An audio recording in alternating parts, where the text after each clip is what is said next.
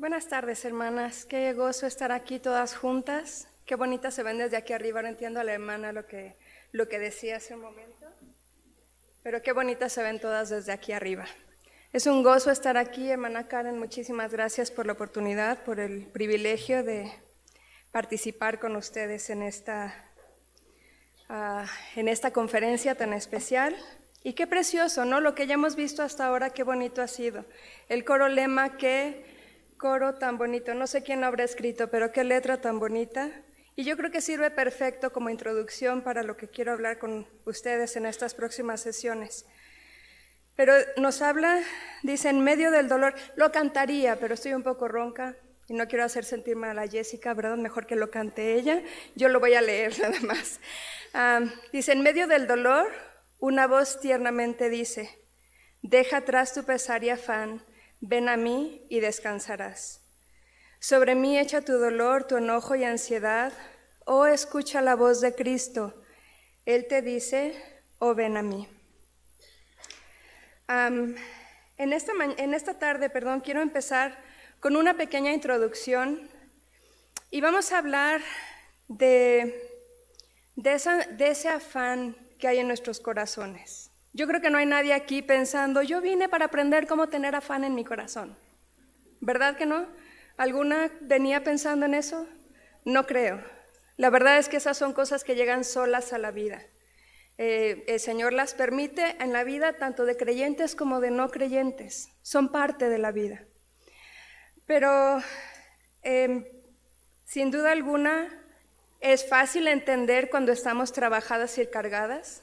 Es fácil reconocer cuando nuestra alma se siente tan agobiada que no sabe ni siquiera cómo orar, cómo ir al Señor.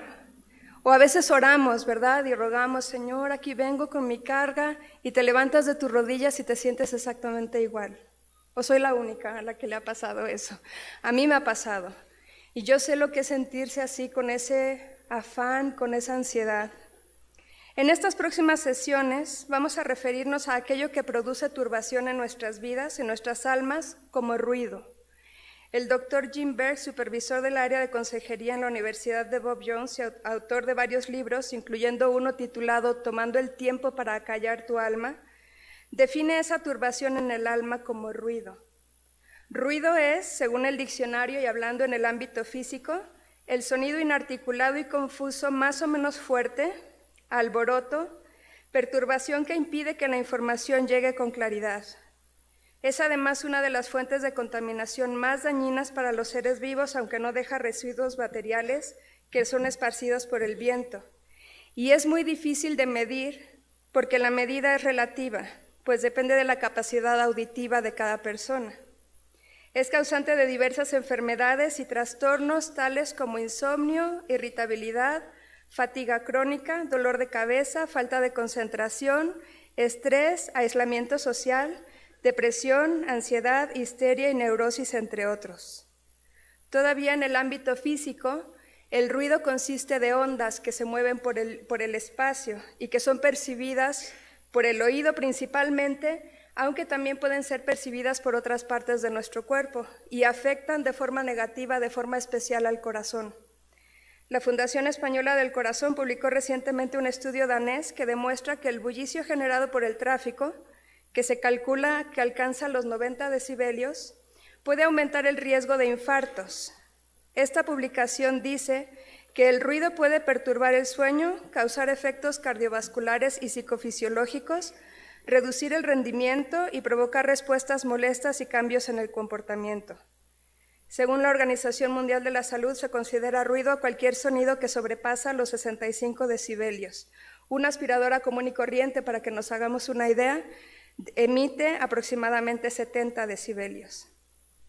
El doctor Berg dice que así como el ruido en el ámbito físico consiste en ondas, el ruido en el alma, esa perturbación que nos impide escuchar esa suave voz de la que nos habla este himno,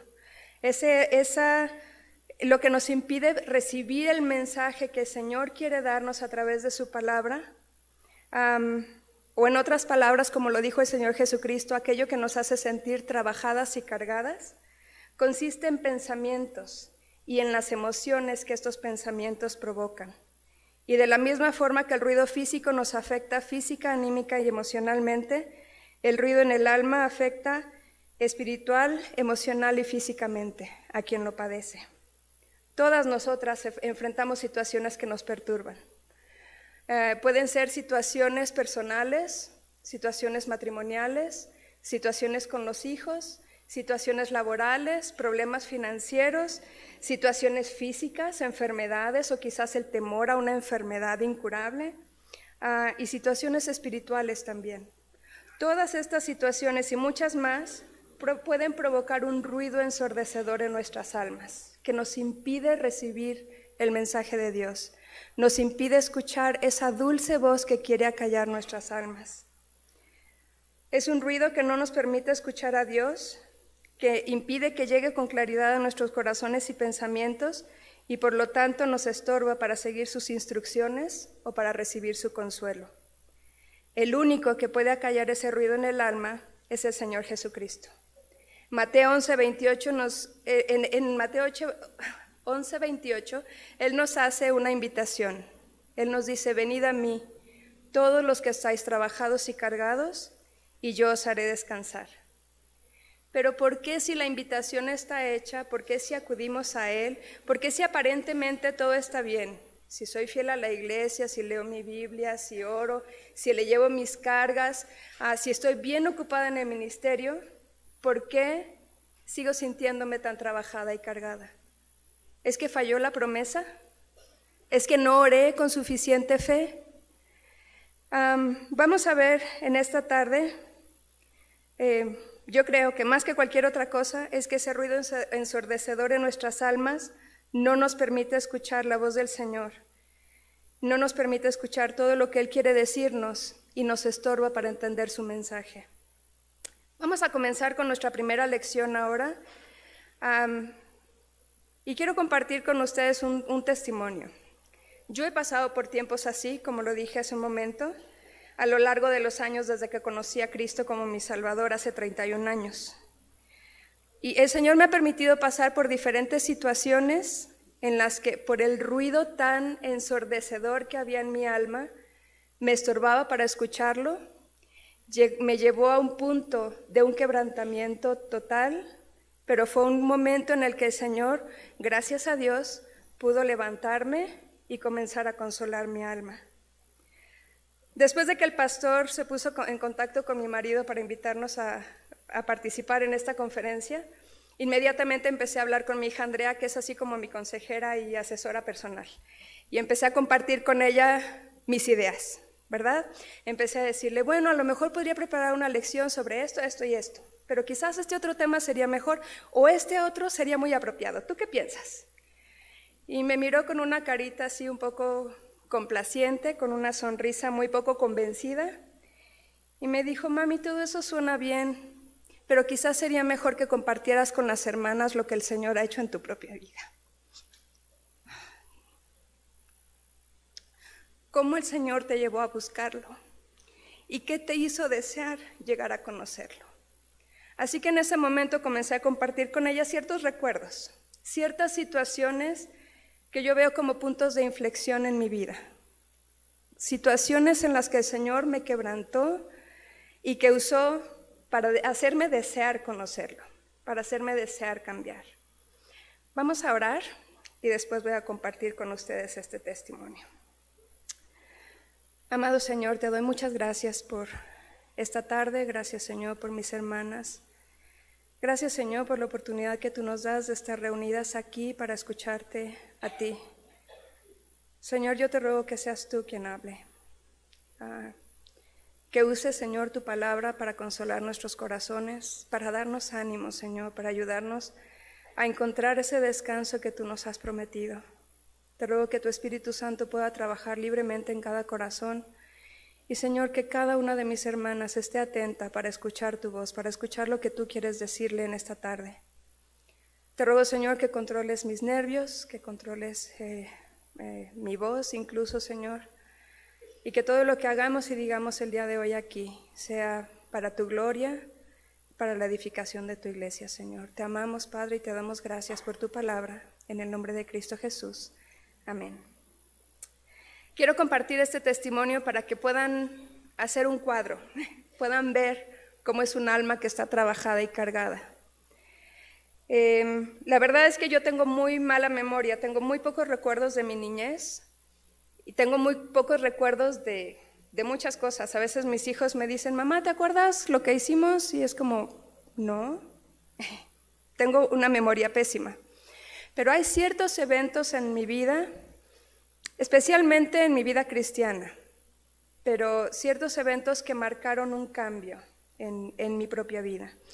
Nací en un hogar no cristiano, mis padres no conocían al Señor cuando se casaron, ni lo conocieron hasta varios años después. Si mal no recuerdo, fue cerca de su 20º aniversario que mi mamá conoció a Cristo como Salvador, y fue hasta unos años más tarde que mi papá se convirtió también. No era una familia disfuncional como se conoce hoy en día, pero no era un hogar en el que reinaba la paz de Cristo tampoco. No conocíamos al Señor. Mis padres hicieron su mejor esfuerzo por criarnos, siguiendo el bueno o mal ejemplo de mis abuelos que tampoco conocían al Señor. Pero bueno, era un hogar en el que no reinaba la paz de Cristo. Recuerdo cuando tenía más o menos unos 8 años, no sé qué es lo que habrá pasado en México, no sé si fue una moda, no sé si las leyes se pusieron un poco más suaves al respecto, pero recuerdo que mis compañeros de la escuela, estaríamos en ese tiempo en tercero de primaria más o menos, nos juntábamos en el recreo porque muchos de los padres de ellos estaban divorciando y nos juntábamos a hablar de eso. Si tus padres se divorcian, ¿con quién te vas a ir? Cuando tus padres se divorcien, bla, bla, bla. Los padres de tal se están divorciando. Y la verdad es que hablar de eso entre niños provocó un terror en mi corazón pensando, los siguientes van a ser mis papás. Y constantemente tenía ese miedo de pensar que mis padres iban a divorciarse. Nunca manifesté ese temor a nadie hasta hace muy poco tiempo, pero fue un temor constante en mi corazón durante toda mi niñez y parte de mi adolescencia, que fue cuando conocimos a Cristo, cuando Él entró a nuestras vidas. Y la verdad es que aunque mis papás eran discretos, se metían a su habitación a hablar, yo honestamente no recuerdo haberlos escuchado discutir o pelear entre ellos, pero sí recuerdo la tensión que había en el hogar después de esas charlas. Se podía cortar con cuchillo. Se oían azotones de puertas o de ollas en la cocina o zapatazos en las escaleras o incluso la ley del hielo. Y la verdad es que a partir de ese momento yo me prometí a mí misma que cuando yo me casara, yo iba a tener un matrimonio diferente al de mis padres. No sabía cómo, pero yo me propuse que nunca iba a cometer los mismos errores que cometieron mis padres. Recuerdo que cuando me convertí al Señor y Él comenzó a cambiar mi vida, cuando tenía 17 años, comencé a ver los matrimonios de los pastores y misioneros que pasaron por nuestra iglesia. Y yo deseaba tener un matrimonio como el de ellos. Pues veía a los hermanos Patterson, Mike y Becky Patterson, a los hermanos Boker, los hermanos Brown, los hermanos Salazar, los hermanos Ramos, y yo decía, yo quiero tener un matrimonio como el de ellos. Entonces, la hermana Becky nos permitió a mi hermana Mariana, la esposa del hermano Hermenegildo Esteves, y a mí asistir a las clases que ella daba cada semana a las mujeres de la iglesia. Y yo ponía mucha atención, yo quería aprender, y ponía atención a lo que ella decía, pero sobre todo me fijaba mucho en su ejemplo. Veía lo que ellos hacían, así que me determiné en mi corazón que nunca iba a repetir los errores que cometieron mis padres, y que iba a seguir al pie de la letra el ejemplo de todas estas parejas que mencioné anteriormente. Bueno, recuerdo que nos casamos y todo fue bastante bien hasta que nació nuestro primer hijo, que nació a los 10 meses de casados. Entonces fue poco tiempo de que todo fue bastante bien. No recuerdo los detalles, pero recuerdo que comenzamos a tener ciertas diferencias, relacionadas principalmente con la crianza de nuestro hijo. Un día no recuerdo qué fue lo que pasó, pero me enojé. Así que me salí de la habitación y bajé las escaleras y fui a la cocina. Pero bajé zapateando, ¿verdad? Que supiera claramente mi marido que estaba enojada. Y fui a la cocina porque en la cocina había puertas. Yo no sé si por eso las quitaron mis suegros, ahora no hay puertas, pero en ese tiempo había puertas. Y recuerdo que abrí la puerta de uno de los gabinetes y ¡plas!, la azoté con todas mis fuerzas. No sé si eso me hizo sentir mejor, honestamente, pero recuerdo que cuando me di la vuelta, mi marido estaba aquí. No me levantó la voz, no seguimos peleando, no discutimos, solamente me dijo: en mi casa eso no se hace. No recuerdo qué pasó después. No creo que le pedí perdón, no recuerdo que hayamos seguido discutiendo. Recuerdo como que sentí que la sangre se me bajaba hasta los pies y un frío helado me recorría todo el cuerpo. Pero sí recuerdo que lloré, y lloré un montón, porque me di cuenta por primera vez que estaba repitiendo exactamente aquellas cosas que me había prometido a mí misma que nunca iba a hacer. Y oré, y sí, Señor, cámbiame, cámbiame, yo no quiero estas cosas. Yo te había dicho a ti que no quería hacer estas cosas, cámbiame. Pero no tenía ni idea cómo cambiar. Y fue la primera vez que noté ese ruido ensordecedor en mi alma, aunque en ese tiempo no lo identificaba así. Unos años más tarde, cuando ya teníamos a nuestros 3 hijos, Arturo, Raquel y Andrea, ya estábamos en España, recién llegados casi.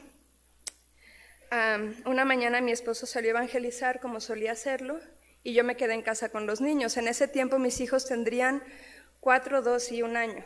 Se llevan, entre los 3 hay 2 años y 10 meses, así que yo tenía que ser muy firme y muy estricta con ellos para no volverme loca tratando de hacer todo lo que tenía que hacer en la casa. Mi esposo salió esa mañana y como unos 3 minutos después regresó a la casa. Solo abrió la puerta de la casa, vivíamos en un segundo piso, para decirme: tus gritos se oyen hasta la calle. Ay, me sentí miserable, porque según yo les hablaba firme, según yo era estricta, pero según yo no les gritaba. Pero cuando él subió para decirme eso, dice: Señor, ¿qué está pasando? Yo prometí que no iba a hacer esas cosas. Yo me prometí a mí misma que nunca iba a repetir los errores que cometieron mis padres. Cámbiame, Señor. De verdad era mi anhelo, que el Señor me cambiara, pero no tenía idea cómo cambiar. Por más que rogaba al Señor, seguía igual, no había cambios. Recuerdo que tiempo después estaba escuchando un CD de música de Ron Hamilton. Iba manejando, iba en el coche yo sola, y de pronto comenzó a sonar una canción que escuché por primera vez en esa tarde. El coro decía: vi a Cristo en ti.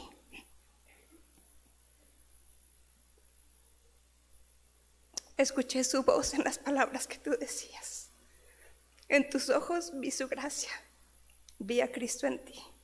Tuve que orillarme porque estaba llorando tanto, diciendo al Señor: Señor, eso es mi anhelo. Eso es todo lo que deseo, que algún día mi familia, que algún día mis hijos y mi esposo puedan decir que te vieron en mí, pero no sé cómo. Cámbiame. Eso era mi ruego todos los días, y le decía al Señor: Señor, cámbiame, que hoy sea el día en el que empiece el cambio, pero no sabía cómo cambiar. Y recuerdo que poco tiempo después de eso fue un predicador a visitar nuestro ministerio, el coronel Brooks, y él contó su testimonio en nuestra iglesia. Nos dijo que se crió en un hogar sin Cristo, con un padre alcohólico y muy violento, que los golpeaba a él y a su madre constantemente. No recuerdo bien todos los detalles, pero más o menos a los 16 años se fue de su casa, o lo echaron, no estoy segura, porque estaba dispuesto a matar a su padre por la violencia que recibían en casa. Cuando se fue, llegó a una casa de una familia cristiana donde lo acogieron, lo guiaron a Cristo y su vida comenzó a cambiar.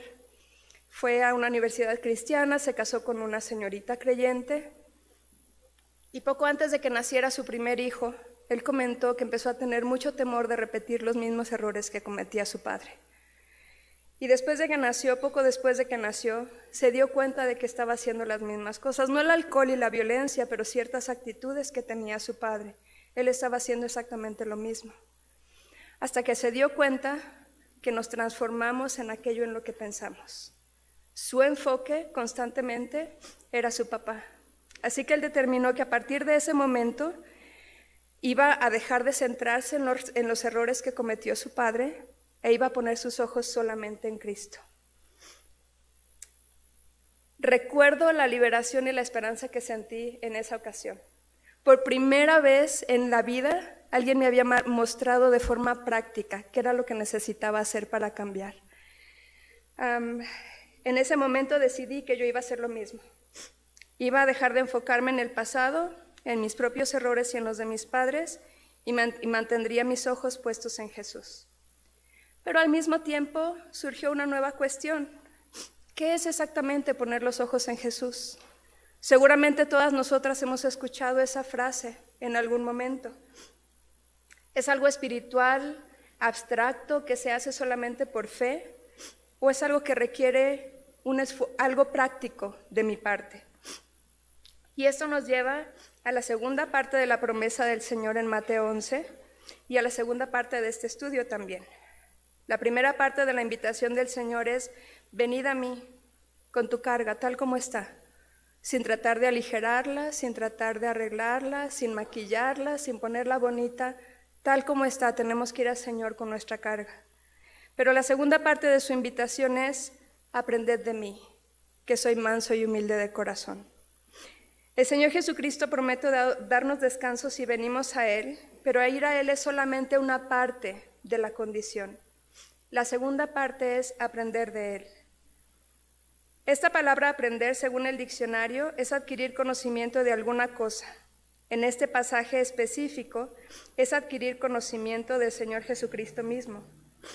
Esta palabra aprender aquí en Mateo viene de una palabra griega que da la idea de examinar o considerar, de dirigir la mente hacia algo, de llegar a ser un alumno o de convertirse en discípulo. Por el tiempo en el que está escrita, conlleva la idea de una acción en proceso, de una acción continua. El Señor nos invita no solamente a ir a Él, pero nos invita a que pongamos nuestra mente en Él, nuestro enfoque en Él, a considerarlo, a aprender de Él, como un alumno aprende de su maestro o como un discípulo que sigue a su Señor. Aquí seguramente que lo ven un montón con los estudiantes del colegio bíblico. Estudiantes que a la hora de predicar empiezan a sonar igual que el pastor Ramos o que el hermano Rocha. De eso se trata. Están haciendo bien su trabajo, están observando a sus maestros y los están imitando. Pues de eso se trata esta invitación del Señor Jesucristo. Así que poner los ojos en Jesús implica algo práctico. Es mucho más que un concepto abstracto. Implica tomar el tiempo de conocerlo tal como Él se ha mostrado en su palabra e imitar su ejemplo. Así que si queremos hallar verdadero descanso para nuestras almas, tenemos que aprender del Señor Jesucristo y tenemos que imitarlo. Así que vamos a ver algunas áreas en las cuales podemos aprender a imitar al Señor Jesucristo. En primer lugar, podemos imitarlo en su servicio. Marcos 10:45 nos dice: porque el Hijo del Hombre no vino para ser servido, sino para servir y para dar su vida en rescate por muchos. Esto es una verdad maravillosa. A mí me asombra pensar que Dios mismo, el creador de todas las cosas, el Señor del universo, se hizo un siervo, por amor a ti y por amor a mí. El Señor Jesús sirvió de diferentes maneras y en diferentes ocasiones. Sirvió sanando a los enfermos, dando vista a los ciegos, limpiando a los leprosos, devolviendo la movilidad a los paralíticos, resucitando a los muertos, dando de comer a las multitudes, liberando a los endemoniados, comiendo con los pecadores, hablando con los samaritanos y dando esperanza al malhechor y lavando los pies de sus discípulos. Algunos de estos servicios no eran bien vistos en su época, de modo que fue injuriado, criticado, perseguido, malinterpretado e incluso, es más, en más de una ocasión casi apedreado. Sin embargo, no dejó de servir. Él siguió sirviendo. Cuando el siervo del sumo sacerdote salió a apresarlo como si se tratara de un criminal, el Señor Jesús sanó su oreja cuando la mayoría de la gente diría que se lo había buscado. Era lo que se merecía, pero el Señor lo sanó. También sanó a los 10 leprosos, aunque solamente uno volvió para darle las gracias. Sirvió incluso cuando nadie apreciaba su servicio. ¿Cómo puede el ejemplo del Señor Jesús afectar nuestra manera de servir. El apóstol Pablo nos dice que el Señor Jesús, siendo en forma de Dios, no estimó el ser igual a Dios como cosa a que aferrarse, sino que se despojó a sí mismo, tomando forma de siervo. Piensa en eso. Podía haber tomado cualquier otra forma. Podría haber venido con la forma de un emperador, de un rey, de alguien con gran dominio. Sin embargo, se hizo un siervo. Hermana, ¿cómo es tu servicio en casa? ¿Cómo sirves a tu esposo? ¿Cómo sirves a tus hijos? ¿Te ven a ti como un reflejo del Señor Jesucristo sirviéndolos? ¿O ven a una mujer cansada, hastiada de los trabajos en casa y lista para ir a buscar su satisfacción en una carrera en el mundo, por ejemplo? ¿Cómo sirves a tu familia? ¿Lo sirves porque te dan las gracias, porque aprecian tu trabajo? ¿O lo sirves a pesar de que no lo hacen? ¿Lo sirves considerándolos a ellos como superiores a ti misma? ¿O los sirves sabiendo que los tienes a ellos, a tus pequeñitos, ¿verdad?, como esclavos para terminar el trabajo que tú no has terminado? ¿Cómo sirves en tu casa? La Biblia nos dice que debemos servir con humildad genuina. Nos dice Filipenses 2, versículos 3 y 4.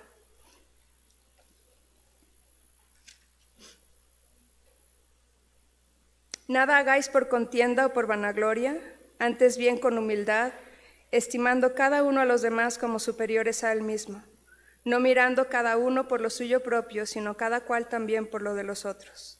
Y después nos invita, haya pues en vosotros este sentir que hubo también en Cristo Jesús. Hermana, ¿cómo sirves en la iglesia? Es bien fácil servir cuando va a haber un reconocimiento para ti, cuando te van a aplaudir, cuando el trabajo es sencillo, cuando no va a haber críticas, cuando todo es aceptable. Pero no es tan fácil servir cuando todas esas cosas se juntan en tu contra. Sin embargo, ese es el ejemplo que tenemos del Señor Jesucristo. Él sirvió a pesar de ser malinterpretado por todos los demás, a pesar de las críticas. Si en verdad estamos dispuestas a aprender de Él, debemos imitar a Cristo en su servicio, porque solo así hallaréis descanso para vuestras almas. En segundo lugar, podemos imitar al Señor Jesucristo en su amor. Juan 15:12 nos dice, este es mi mandamiento, que os améis unos a otros como yo os he amado. Ahora, ¿cómo nos amó el Señor Jesucristo? ¿Cómo nos amó Dios? Nos dice Romanos 5:8 que Él nos amó cuando siendo aún pecadores, Cristo murió por nosotros. Nos amó cuando no había absolutamente nada amable en nosotras. Nos amó a pesar de todo lo que había en nosotras. Hermanas, yo sé que suena bonito cuando nos dicen, tú eres especial para Dios, pero no te lo creas. Dios no nos ama porque hay algo especial en nosotras. Dios no nos ama porque somos preciosas. En Cristo nos ha aceptado. Nos ama por pura gracia. Pero nos amó incluso antes de llegar a conocerle. Nos amó de tal manera que entregó su vida en nuestro lugar. Dios nos amó cuando no había nada amable en nosotras. ¿Cuánto nos amó? Dios el Padre, nos dice la Biblia, entregó a su Hijo, su único Hijo, su Hijo amado, lo entregó por ti y por mí. El Señor Jesucristo estuvo dispuesto a sufrir la cruz en nuestro lugar. Nos ama con un amor inalterable, nos ama con un amor perfecto. No hay nada que podamos hacer para que nos ame más, pero no hay nada que podamos hacer para que nos ame menos, incluso cuando nosotros nos apartamos de su amor. La verdad es que es mucho más fácil amar lo que es amable. Es mucho más fácil amar cuando el amor es recíproco. Es mucho más fácil amar a un bebé recién nacido. No importa si te tienes que desvelar por él noches enteras, no importa cuánto trabajo implique. Es mucho más fácil amar a un bebé recién nacido que a ese bebé 13, 16 o 18 años más tarde, cuando ya no es tan amable, cuando ya no es tan respetuoso, cuando es un rebelde, cuando te mantiene en vela porque no sabes dónde están ni con quién están ni qué es lo que está haciendo. Pero sabes, necesita que lo ames de la misma manera. No que apruebas lo que hace, pero sí que lo amas aunque no se lo merezca. ¿Cómo muestras amor a tu familia, hermana? ¿Cómo muestras amor a tu esposo? ¿Cómo son tus palabras cuando te diriges a ellos? La Biblia dice que del buen tesoro del corazón hablamos, ¿verdad? Habla la boca. ¿Cómo son tus palabras? ¿Hablas con ternura, amor y respeto a tu marido, incluso cuando no se lo merece? ¿Qué tal a tus hijos? La Biblia dice que la muerte y la vida están en poder de la lengua. ¿Qué sale de tu boca cuando hablas con tu familia? ¿Cómo les muestras tu amor? ¿Pueden ver a Cristo en ti, en tu manera de amarlos y hablarles? Si vamos a aprender de Él, debemos amar como Él nos amó, porque solo así hallaremos descanso para nuestras almas. En tercer lugar, debemos imitar al Señor Jesucristo en su obediencia y sumisión. Filipenses 2:8 nos dice: y estando en la condición de hombre, se humilló a sí mismo, haciéndose obediente hasta la muerte y muerte de cruz. La Biblia nos dice que el Señor Jesucristo fue obediente hasta la muerte y añade también en Hebreos que por lo que padeció, aprendió la obediencia. No puedo entender esto. Dios, el Dios eterno, se hizo obediente. ¿A quién obedeció el Señor Jesucristo? A su Padre. Ahora estamos hablando de la Trinidad, ¿verdad? Conocemos la doctrina de la Trinidad. Es un solo Dios con 3 personas diferentes, pero cada persona es Dios en toda la extensión de la palabra, tiene los mismos atributos, tiene el mismo poder, tiene la misma divinidad y sin embargo el Señor Jesucristo, el Hijo, se sometió al Padre. Hermanas, la Biblia nos dice que nosotras como mujeres casadas debemos someternos a nuestros maridos, aunque el mundo nos diga todo lo contrario. Pero a veces nos sentimos como, ¿y por qué me voy a someter a Él? Somos iguales. El Señor Jesucristo era igual al Padre. De hecho, Colosenses nos dice que en Él habita corporalmente toda la plenitud de la deidad. Y sin embargo se sometió al Padre. Se sometió dispuesto a sufrir la muerte. Y una de las muertes más crueles que ha existido. Y sin embargo se sometió en una armonía perfecta. No hay rivalidad con el Padre o con el Espíritu Santo, no hay competencia. No hay discusiones a ver quién tiene la razón y quién no. La Biblia nos dice que Dios es la cabeza de Cristo. Cristo es la cabeza del varón, así como el varón es cabeza de la mujer. Cristo nos dio el ejemplo a nosotras de cómo debemos someternos a nuestros maridos. Y si queremos hallar verdadero descanso para nuestras almas, tenemos que imitar su ejemplo en su obediencia. ¿Es fácil obedecer o someterte cuando estás de acuerdo? Cuando todo es agradable, cuando te conviene, cuando entiendes, cuando la persona a la que te estás sometiendo es bueno y afable, pero no es tan fácil cuando es de los difíciles de soportar. Y sin embargo, tenemos que someternos tal como lo hizo el Señor Jesucristo. Él nos dio el ejemplo. Si vamos a aprender de Él, debemos imitar su obediencia y sumisión, porque solo así hallaréis descanso para vuestras almas. En cuarto lugar, debemos imitar al Señor Jesucristo en su perdón. Colosenses 3:13 nos dice: soportándoos unos a otros y perdonándoos unos a otros, si alguno tuviere queja contra otro. De la manera que Cristo os perdonó, así también hacedlo vosotros. Y Efesios 4:32 dice: antes sed benignos unos con otros, misericordiosos, perdonándoos unos a otros, como Dios también os perdonó a vosotros en Cristo. Ahora, hermana, ¿cómo nos perdonó Cristo? ¿Cuánto nos perdonó? La Biblia dice que nos perdonó todo, que en la sangre de Jesucristo hay perdón de todo pecado. Él nos limpia de todo pecado. Él ya perdonó nuestros pecados. La Biblia dice que Él los sepultó en lo más profundo del mar, que los echó a sus espaldas, los hizo apartar como está lejos el oriente del occidente y nunca más los va a traer a la memoria. ¿Cómo perdonamos tú y yo? ¿No es verdad que a veces nos damos el lujo de decir, pues yo no lo voy a perdonar? O pensamos que es nuestro derecho no perdonar, ¿verdad? Si la ofensa es muy grave, mi derecho es no perdonar. O nos concedemos el privilegio de no perdonar o el lujo de guardar rencor. O el descaro de sacarlo una y otra vez cada vez que hay discusiones, con fechas y horas.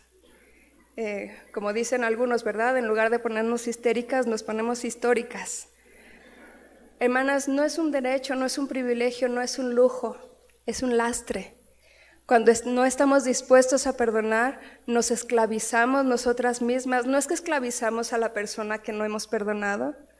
A lo mejor esa persona ni se entera de que te había ofendido o que no la has perdonado y vive su vida tan tranquila. Pero tú vives esclavizada al rencor. Dicen que la amargura es el veneno que yo me tomo esperando que a ti te haga daño. Es tonto eso, ¿no? Pero es lo que hacemos. Y si hay ofensas, y la verdad, hermanas, es que muchas veces las ofensas más graves son en nuestro círculo más íntimo, porque es cuando más duele, no necesariamente porque sean faltas más profundas, aunque a veces lo son, pero es porque está tan cerca que es cuando más nos duele.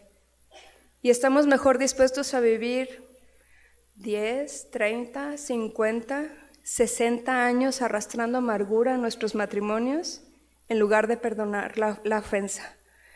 Y no se trata de que la vamos a olvidar porque se va a borrar de nuestras mentes. Más bien se trata de un acto voluntario. Yo no voy a traer a la memoria esa ofensa. Quizás voy a recordar el hecho, quizás voy a recordar que en su momento me dolió, pero no lo voy a sacar para echártelo en cara. Eso es lo que va a hacer Dios, eso es lo que hace Dios. Él nos ha perdonado y está dispuesto a no echarnos en cara constantemente las faltas con las que le hemos ofendido.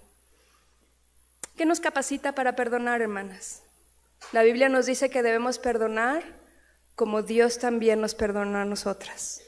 Y lo único que nos capacita para perdonar a quien nos ha ofendido no es nuestra gran bondad, no es que hemos venido a la conferencia de damas. Lo que nos capacita para perdonar es el hecho de que hemos sido perdonadas. Y tenemos que recordar la gran deuda que nos fue perdonada. Y pensar que la ofensa de nuestro prójimo no es tan grande que no podamos perdonarla. Si el Señor Jesucristo nos perdonó, así debemos perdonar nosotros también. Si vamos a aprender de Él, debemos perdonar como Él nos perdonó a nosotras, porque solo así hallaremos descanso para nuestras almas. Debemos imitar al Señor Jesucristo en su pureza. Primera de Juan 3:3 nos dice: y todo aquel que tiene esta esperanza en Él se purifica a sí mismo, así como Él es puro. La Biblia nos dice que el Señor Jesucristo nunca pecó ni se halló engaño en su boca, que nunca hizo maldad ni tuvo un solo mal pensamiento. También nos dice que no conoció pecado y sin embargo estuvo dispuesto a hacerse pecado para pagar por ti y por mí. El Señor Jesucristo mismo se entregó para salvarnos de una vida perdida y para que fuésemos santos y sin mancha delante de Él. Y por su pureza, un día nos permitirá presentarnos delante de Dios con vestidos de gala, blancos, y presentarnos como justos delante de Él. Y eso es grandioso. Pero aunque desde el momento en que fuimos salvas Dios nos ve justas, también nos dice que su voluntad para nuestras vidas es nuestra santificación, que debemos ser santos como Dios es santos en toda nuestra manera de vivir y que debemos vivir vidas puras como la del Señor Jesucristo mismo. Uno de los ataques más fuertes que las familias están sufriendo hoy en día y que las está destruyendo es la falta de pureza. La falta de pureza provoca un ruido ensordecedor en el alma de aquellos que la practican y en las personas alrededor de ellos también. La falta de pureza entra en nuestras vidas por medio de los sentidos y afecta todo nuestro ser.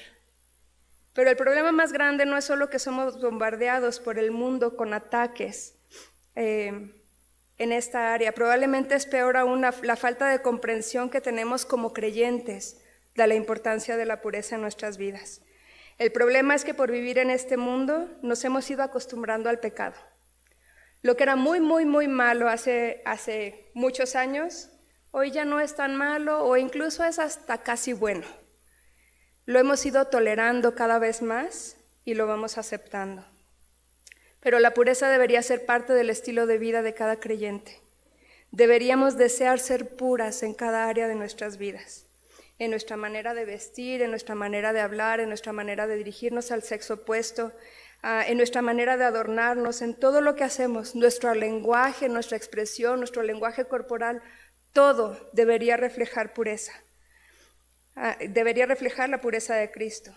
Recuerda, nuestras palabras deberían reflejar pureza. Es triste, pero aquí en México a mí me sorprende ver cuánto doble sentido se usa en las conversaciones. Eso es triste. Nuestras palabras en todo momento deberían ser puras, y para que nuestras palabras sean puras, nuestra mente y nuestro corazón deben ser puros. Recuerda que los religiosos reconocían que los discípulos habían estado con Jesús después de escucharlos hablar. Nuestra manera de divertirnos o entretenernos debería ser pura.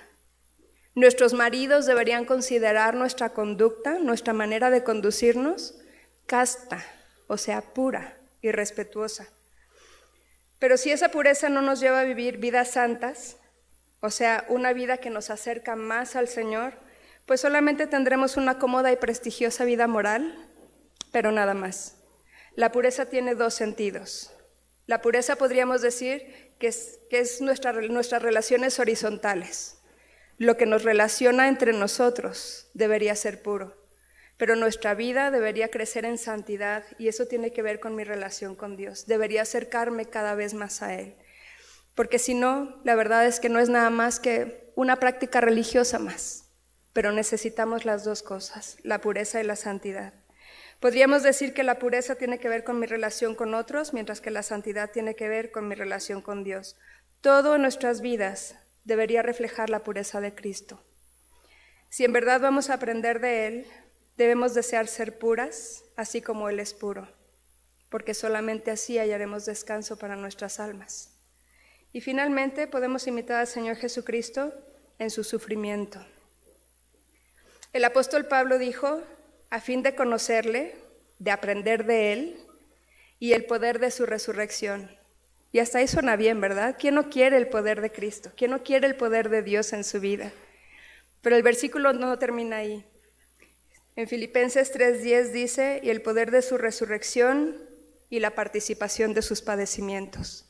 Filipenses 1:29 nos dice que por causa de Cristo, porque a vosotros os es concedido a causa de Cristo, no solo que creáis en Él, sino también que padezcáis por Él. Y el apóstol Pedro nos dice que el Señor Jesucristo nos ha dejado ejemplo para seguir sus pisadas. Nos dice, pues para esto fuisteis llamados. ¿Para qué fuimos llamados? Para esto que voy a leer. Porque también Cristo padeció por nosotros, dejándonos ejemplo para que sigáis sus pisadas.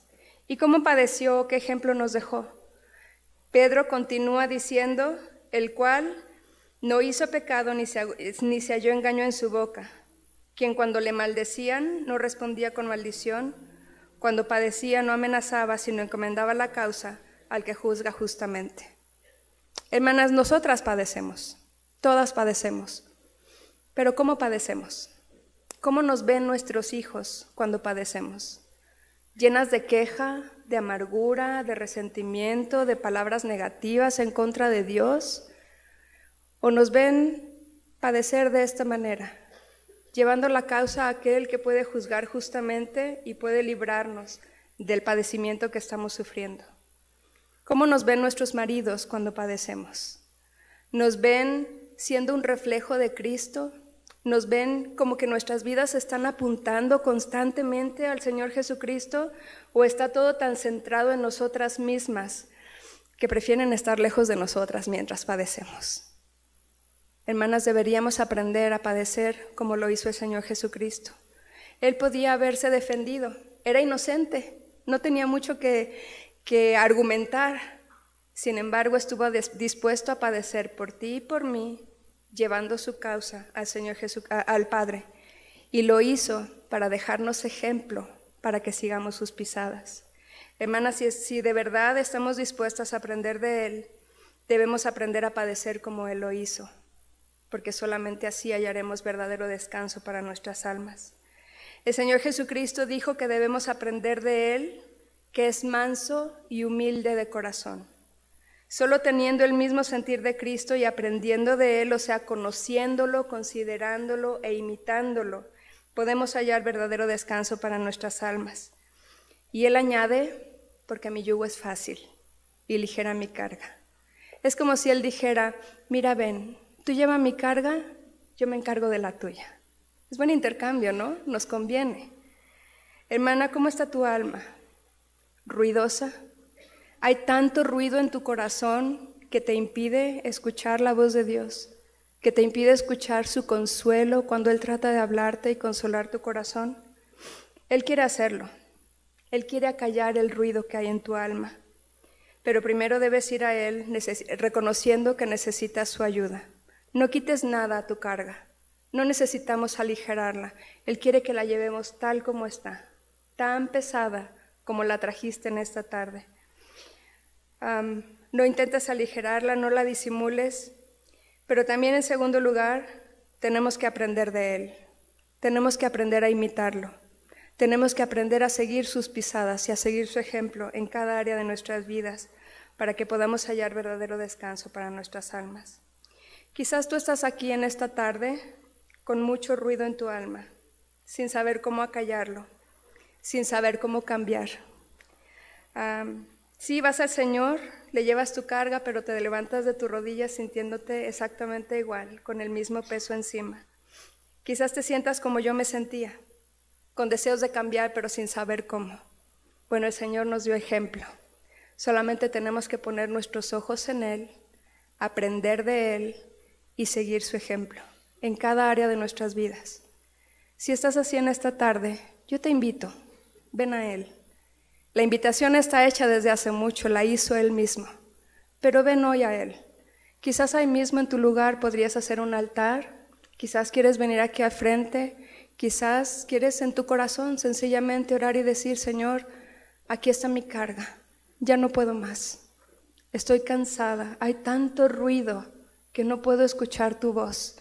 No puedo escuchar tu mensaje, necesito que silencies, que acalles ese ruido que está en mi alma. Y quiero aprender de ti. Ayúdame, Señor, dame la gracia para que siga tu ejemplo. Vamos a orar. Amado Señor, en esta tarde te doy gracias por tu invitación. Gracias por el Señor Jesucristo. Gracias, Señor, porque Él está dispuesto a quitar la carga que llevamos encima y a darnos su yugo que es fácil y ligero. Señor, tú conoces el corazón y la necesidad de cada una de mis hermanas. Te ruego, Padre, que tu Espíritu Santo pueda obrar libremente y, Señor, que salgamos de aquí con un ánimo renovado, sabiendo que hay una forma práctica de aprender de ti, de poner nuestros ojos en ti. Señor, eso es parte de lo que tú nos invitas a hacer, aprender de Cristo para que Él pueda llevar nuestra carga.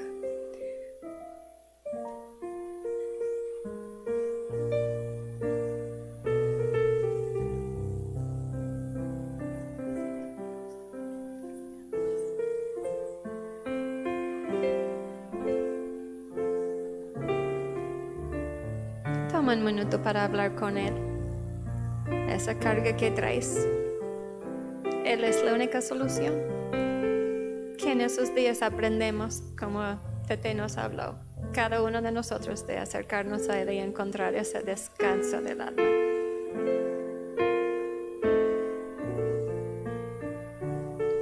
Vamos a orar. Padre, te doy gracias por hablarnos desde esa primera clase.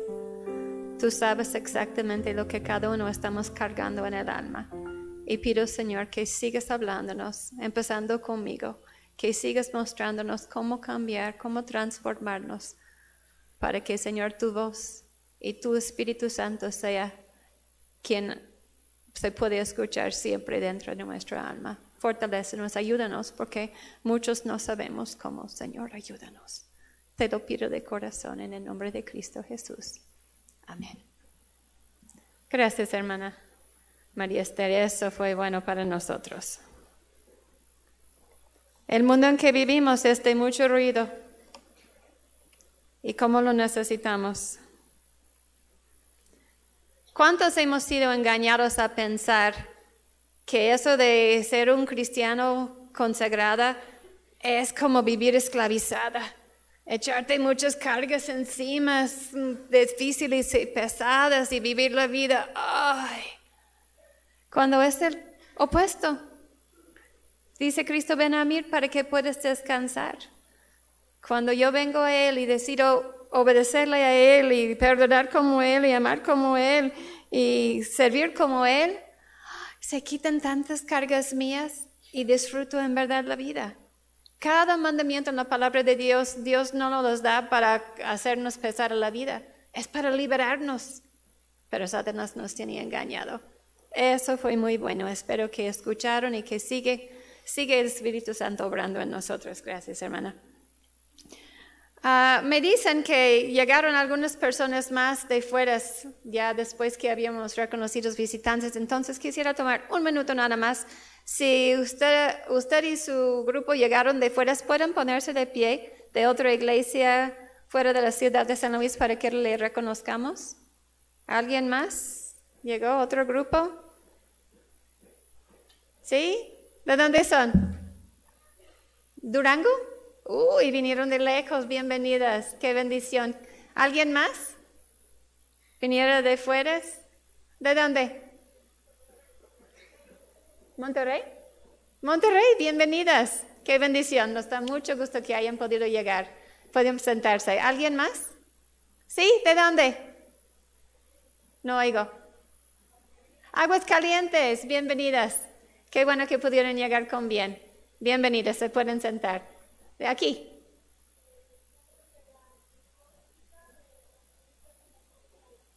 San Felipe Hidalgo, qué bendición, bienvenidas desde Hidalgo. Nos da mucho gusto que hayan acompañado. Gracias. ¿Alguien más que viene de fuera, de otra iglesia? Sí. ¿De dónde? ¿Cómo?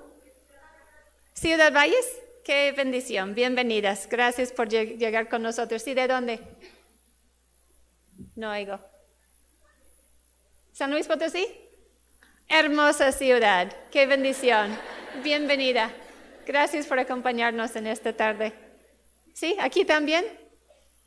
¿De dónde? La Ciudad de México. Qué bendición. Bienvenida. Qué bueno que pudieran venir. ¿Alguien más que viene de fuera, que está aquí con nosotros? Muy bien. Pues bienvenidos a todos ustedes. Nos honran con su presencia. Ahorita vamos a tener una segunda clase, pero esa clase va a ser una clase dividida. Escuchen bien para que sepan lo que vamos a hacer. Las señoritas van a irse al patio. Todas las señoritas de 13 años hasta, bueno, si tienes 50 y eres señorita y todavía quieres ir, te invito. Puedes ir al patio con las señoritas. Todas las señoritas que quieren. Las de colegio, perdón, se van a quedar aquí porque no hay tanto espacio allá. Pero todas las demás señoritas se pueden ir ahorita, pueden ponerse de pie. Si eres señorita más grande y quisieras quedarte aquí, obviamente, quédate aquí. Pero bueno, todas las señoritas, por favor, pónganse de pie ahorita y ustedes van a salir directo al patio. Ahorita, en unos 2 minutos, va a empezar su clase. Entonces, no vayan a otro lado. Va a haber un receso pequeño después de esa segunda clase para que puedan tomar agua o ir al baño o lo que sea. Pero ahorita sería ir directo a su clase aquí en el patio. Todas las señoritas. Si vienes de fuera, pues sigue la bola. Ahí te van a llevar. Está aquí cerquitita. Vamos a ponernos de pie un minuto para descansar las piernas. Mientras que salgan las señoritas. ¿Qué tal mientras que también, ¿cuántas personas están visitando aquí de la ciudad de San Luis Potosí? Levante la mano si alguien te invitó a acompañarnos en ese día, eres de aquí de San Luis. Mira, tenemos una clase especial también para ustedes, nuestros invitados, nuestros visitantes. Esa clase se trata de lo más importante que podemos decirles, y eso es cómo una persona puede tener la seguridad de llegar al cielo cuando muere. Qué triste sería que asistimos a la iglesia y hacemos cosas religiosas y morimos y terminamos en el infierno. Pero la Biblia nos dice exactamente cómo cada uno de nosotros podemos recibir el perdón de Dios, la vida eterna que Él ofrece. Y queremos en ese momento que todos ustedes que nos están visitando, al menos que eres una persona que ya tienes la seguridad de tu salvación, entonces te puedes quedar aquí. Pero todas las visitantes nos gustaría ofrecerles esa clase. Entonces vamos a salir ustedes visitantes. Si trajiste un visitante, quizá la puedes llevar rápido porque luego dicen por dónde y no saben. Llevarles a la oficina de mi esposo. Vamos a tener una clase especial ahí en la oficina para que puedan escuchar cómo tener la seguridad de la vida eterna. Es un tema hermoso que les va a beneficiar mucho. Todos nuestros visitantes, por favor. Vamos a darles un minuto para que puedan salir. Las señoritas que se vayan al patio y todas las demás mujeres vamos a quedarnos aquí en el auditorio y la hermana María Esther nos va a dar otra clase a nosotros. ¿Verdad que es de bendición su enseñanza? A mí ya Dios me habló. Yo, desde que comenzamos a preparar esa conferencia, dije, Señor, ¿cómo voy a preparar una conferencia que se trate del descanso del alma, al menos que me enseñes a vivirla desde ahorita? Entonces yo todavía estoy en búsqueda de ese descanso del alma que quiero vivir todos los días de mi vida. Ok, ¿listas? Vamos a sentarnos entonces. Ya todos deben haberse ido a sus clases diferentes. Todos en su lugar. Vamos a escuchar un canto especial y otra vez va a venir hermana María Esther para darnos otra clase. Gracias.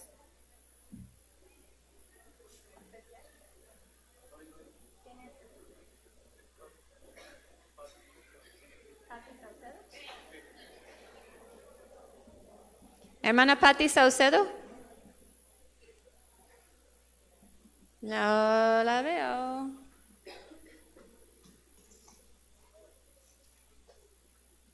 ¿Sí? ¿No?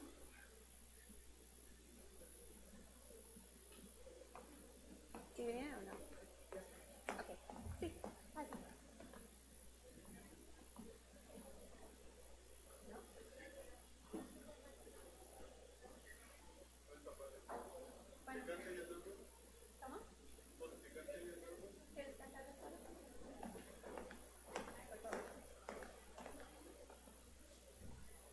Perdón, ahí vienen.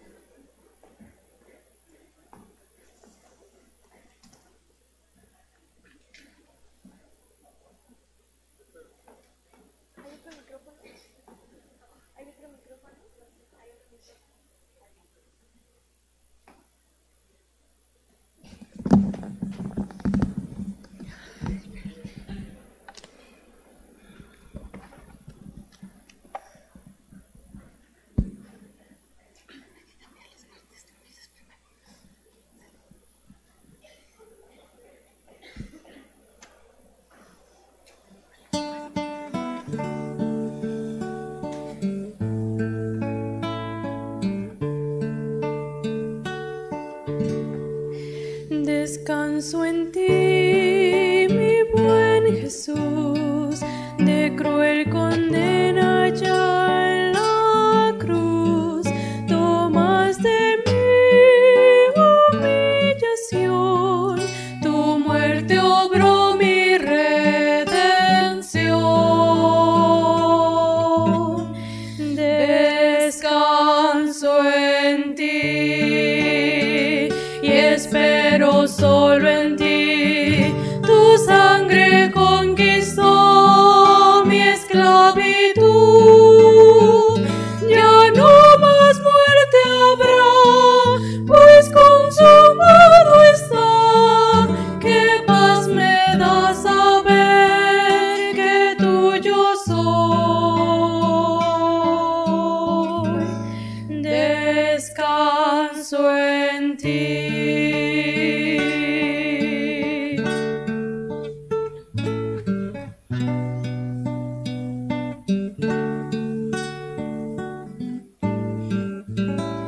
Descanso en ti, mi buen pastor, mi senda guías en tu amor.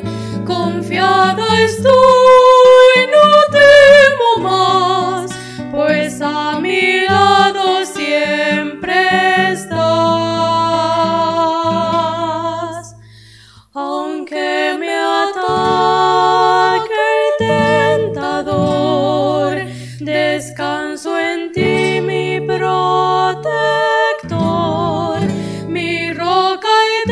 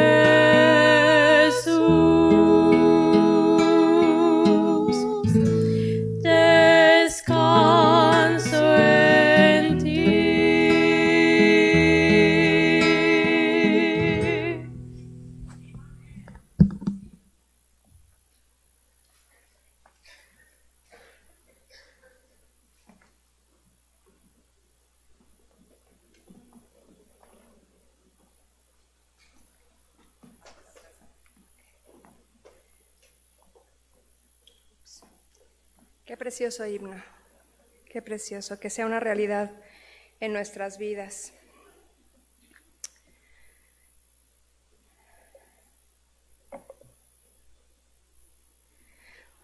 Una de las cosas que más ruido produce en nuestros corazones son nuestros deseos insatisfechos o nuestras expectativas frustradas. A veces vivimos la vida cristiana como si creyésemos que Dios es el genio de la lámpara que tiene que conceder todos nuestros deseos. Y vivimos pensando que todo se trata de nosotras, de que Dios me satisfaga, Dios me consuele, Dios me bendiga, Dios haga por mí. Y se nos olvida que la vida cristiana solo se trata de Él, de su gloria, de su plan, de su propósito. Pero cuando nuestros deseos o nuestras expectativas se ven frustrados o Dios nos hace esperar a que se lleguen a cumplir, nos sentimos decepcionadas, frustradas, afanadas, ansiosas, a veces incluso hasta enojadas y amargadas con Dios, aunque nunca lo diríamos con esas palabras. Cuando nos sentimos decepcionadas por Dios, cuando Él no cumple nuestros deseos o tarda en hacerlo, quizás de forma inconsciente comenzamos a transformar esos deseos que tenemos en ídolos en nuestros corazones. Como lo menciona Ezequiel 14, comenzamos a poner los ídolos en nuestro corazón, o como lo menciona en otras partes de las Escrituras, caemos en lo que la Biblia llama el adulterio espiritual. Y no estoy hablando necesariamente de deseos pecaminosos y mundanos. Pueden ser buenos deseos, incluso deseos de cosas de las que estamos convencidos es la voluntad de Dios. Pero a veces queremos que Dios lo haga de una manera diferente a la que nosotros estamos esperando. Es verdad que la mayoría de los ídolos que conocemos o en los que podemos llegar a pensar son objetos de piedra, de metal, o quizás una artesanía bonita a la que se le rinde culto. Pero también podemos pensar, por ejemplo, en personas que por la razón que sea, pero principalmente porque son famosos, atractivos o populares, llegan a convertirse en ídolos de otras personas y esos empiezan a seguirlos como si se tratara de un Dios. Todo lo que ellos dicen es, oh, lo dijo tal, ¿verdad? No importa si es la persona más perdida del mundo. Pero si él dijo o ella dijo, wow, hay que seguirlo, ¿verdad? Es casi como palabra inspirada de Dios. Pero es verdad que la idolatría o los ídolos se reducen a eso. Vamos a ver a esta situación en la vida de una mujer en las Escrituras. De hecho, es la primera vez que la Biblia menciona los ídolos. Y vamos a estudiar los síntomas que se manifestaron en su vida. Vamos a analizar si hay algunos de estos síntomas en nuestros propios corazones, pero sobre todo vamos a ver cuál es la cura para este mal y cómo podemos encontrar descanso para nuestras almas, si es que esto es una de las cosas que está provocando ruido en nuestros corazones. Primero que nada tenemos que definir qué es la idolatría. Según el diccionario, es adoración de la representación de una divinidad, sobre todo si se considera falsa. Amor o deseo excesivo por una persona o cosa. Y obviamente un ídolo es el objeto o persona que se adora o por el que se siente un amor excesivo. En muchas ocasiones, cuando la Biblia habla de la idolatría, específicamente cuando habla de la idolatría del pueblo de Israel o del pueblo de la iglesia, de los creyentes, lo llama también adulterio. ¿Por qué? Porque la figura que Dios usa con su pueblo es la relación matrimonial. Y cuando habla de la iglesia, habla de ella como su novia. Y la idea es la de una mujer casada, una persona que está unida a otra en un pacto matrimonial, pero pone su deseo o su amor en otra persona. Eso es el adulterio, ¿no? Cuando una persona casada, una mujer o un hombre casado, empieza a buscar su satisfacción o empieza a buscar tener una relación aparte de la relación con su cónyuge. Pues así es como Dios se siente cuando amamos o deseamos alguna cosa por encima de Él. Deseamos excesivamente algo, más de lo que lo deseamos a Él. Juan Calvino dijo que el corazón del hombre o de la mujer es una fábrica de ídolos. Si tú y yo amamos o deseamos algo más de lo que deseamos a Dios mismo, entonces tenemos un ídolo en nuestro corazón. Y este problema presenta algunos síntomas. Todas nosotras deberíamos examinar nuestro corazón. El salmista dijo, examíname, oh Dios, y pruébame, y conoce mi corazón. Tenemos que ver si en nuestro corazón hay algo que estamos poniendo o que estamos deseando más de lo que deseamos a Dios mismo. Ver y entender la vida de Raquel puede ayudarnos a discernir si hay ídolos también en nuestro propio corazón. Ahora, ¿quién era Raquel? Encontramos su historia en Génesis, a partir de Génesis 29, y vamos a leer los versículos 15 al 20. Génesis 29, versículos 15 al 20. Entonces dijo Labán a Jacob, por ser tú mi hermano, ¿me servirás de balde? Dime cuál será tu salario. Y Labán tenía 2 hijas. El nombre de la mayor era Lea, y el nombre de la menor, Raquel. Y los ojos de Lea eran delicados, pero Raquel era de lindo semblante y de hermoso parecer. Y Jacob amó a Raquel y dijo, yo te serviré 7 años por Raquel tu hija menor. Y Labán respondió, mejor es que te la dé a ti y no que la dé a otro hombre. Quédate conmigo. Así sirvió Jacob por Raquel 7 años, y le parecieron como pocos días porque la amaba. Raquel era la hija menor de Labán, que era hermano de Rebeca, la madre de Jacob.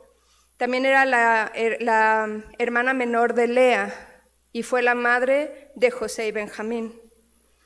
Si no prestamos mucha atención a los pocos detalles que la Biblia nos da de sus personajes, o si pasamos por alto el contexto histórico en el que se desarrollan las historias, en este caso específico, en la vida de Raquel, podríamos perdernos el propósito por el cual Dios nos muestra gente tan común y corriente en las Escrituras. A veces pensamos, en el caso de Raquel la Biblia nos dice que era muy bonita, que era de lindo semblante y de hermoso parecer. Sin embargo, nos dice de Lea que era de ojos delicados. Y no se refiere necesariamente a que tenía una mirada dulce y unos ojos tiernos. Más bien se refiere a que tenía un defecto en los ojos, probablemente era visca, o probablemente tenía una enfermedad en los ojos que le impedía ver correctamente.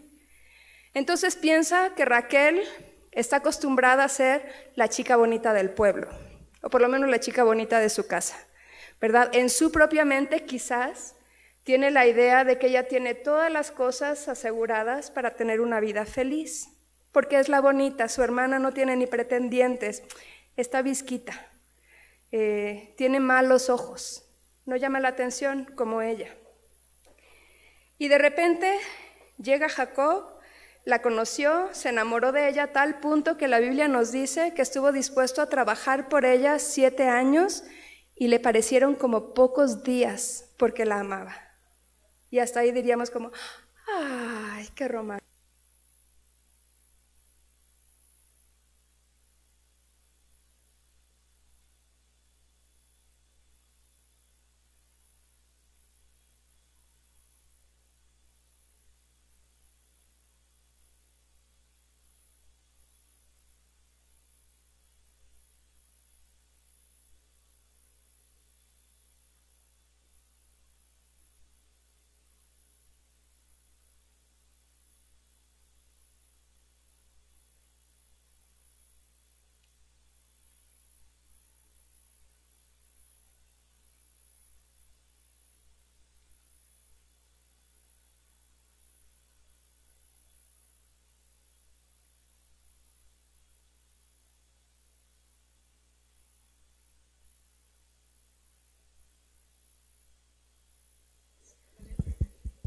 Ok, creo que ya está.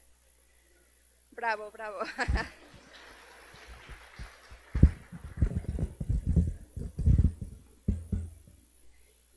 Bueno, rebobinemos un poquito, ¿verdad? Hasta aquí diríamos, ¡ay, qué romántico! Pero imagínate la emoción de Raquel cuando llegó el gran día. Lleva 7 años hablando de este momento. Bueno, si es que las cosas se dan como hoy en día, ¿no? publicamos en el Face, comprometida ya con mi mejor amigo y pues casi todos los días. Y faltan 197 días con 43 minutos y 58 segundos. Pues imagínate, ella lleva 7 años hablando de este momento. Lleva 7 años contándole a sus amigas de todos los planes para su boda. Lleva 7 años soñando con, ¡ay, por fin me voy a casar con Jacob! Y llega el día tan esperado y de repente su padre toma a su hermana mayor y se la entrega a Jacob. Y la Biblia nos habla de la decepción de Jacob. Nos dice que al día siguiente, y ahora no culpemos a Jacob. ¿Has estado en el campo alguna vez donde no hay nada de luz? No ves ni la mano aquí enfrente, ¿verdad? Así que tenía excusa. Pero al otro día él se despierta y va con Labán y le reclama y le dice, yo estaba trabajando por Raquel. Y Labán le dice, sí, pero es que en nuestro lugar no se hace así. Tenía 7 años para explicarle esa tradición y no dijo nada. Pero bueno, entonces le dijo, mira, no pasa nada, quédate aquí, cumple tu semana con Lea, te voy a dar a Raquel y después trabajas otros 7 años por mí. Y así lo hicieron. Pero a partir de aquí empezamos a notar lo que hay en el corazón de Raquel. En el capítulo 29, bueno, y antes de llegar allí,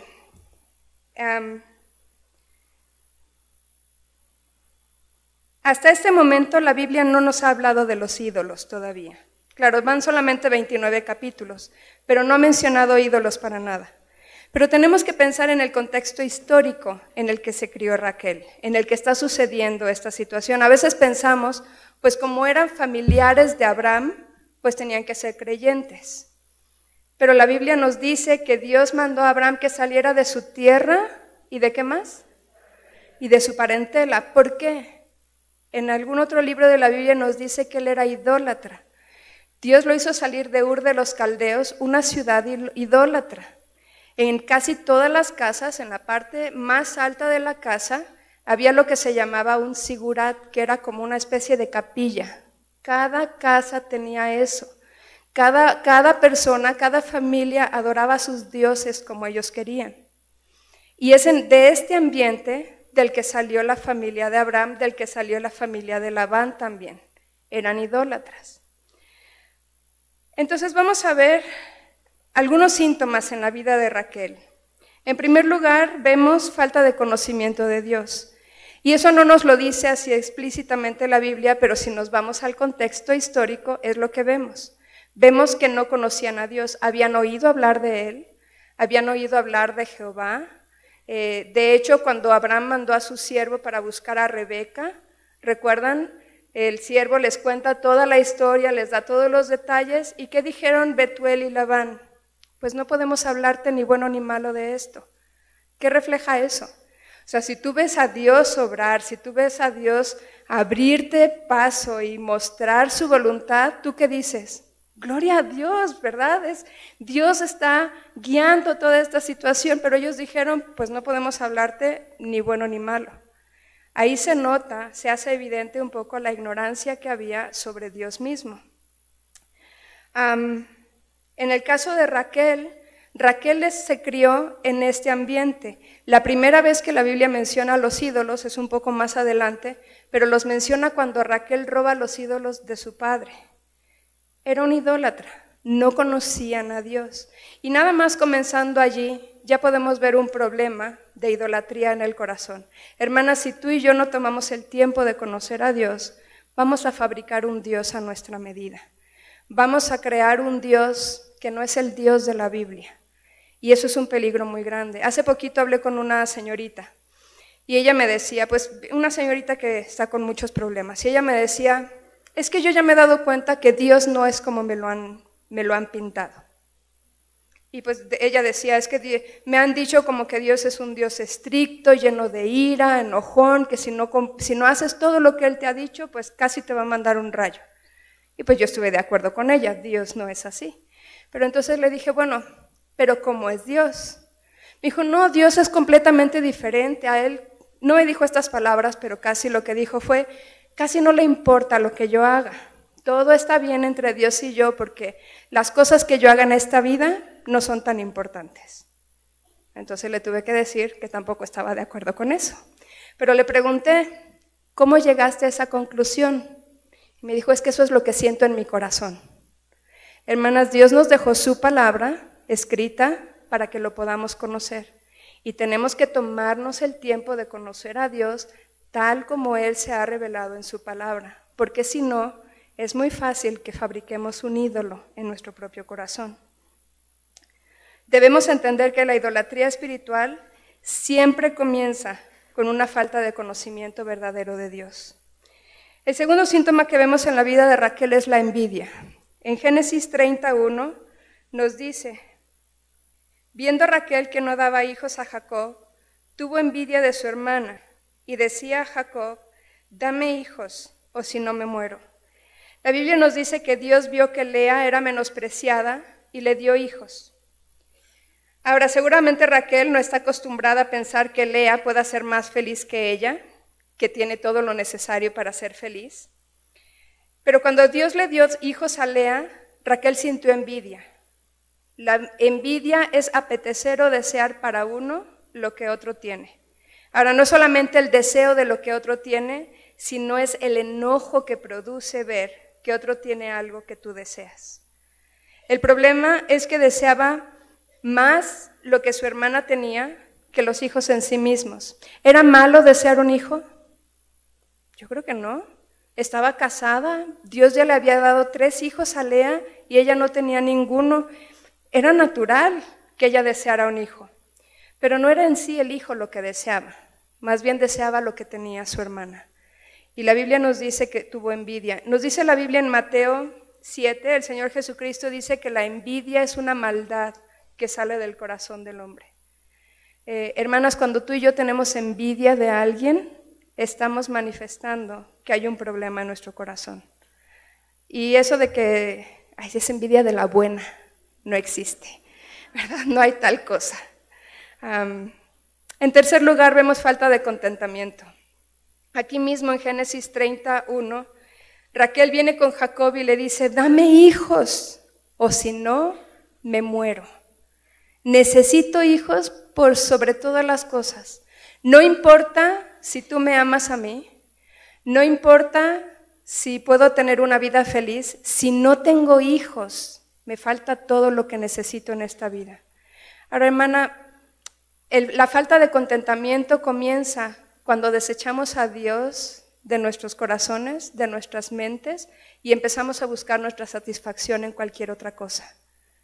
Tú piensa, a lo mejor alguna vez te ha venido a la cabeza, si tuviera tal cosa, sería verdaderamente feliz.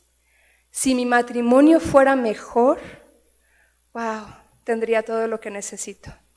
Si mi esposo me prestara más atención, si mi marido fuera más cariñoso, si mis hijos fueran perfectos como los de la hermana tal, si piensa, tú rellena el espacio, porque a lo mejor ha venido a tu corazón el pensamiento, si tuviera una cosa más, sería verdaderamente feliz.